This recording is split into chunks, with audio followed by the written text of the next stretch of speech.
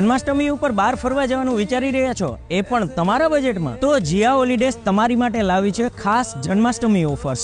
માત્ર 12,000 માં 8 દિવસ ગોવાનો પ્રવાસ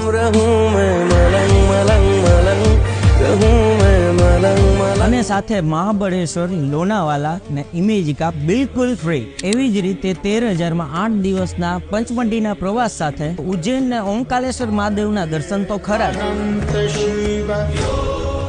એટલું જ નહીં, માત્ર 13,000 માં 8 દિવસ રોયલ રાજસ્થાનની રાજાશાહી મુસાફરી.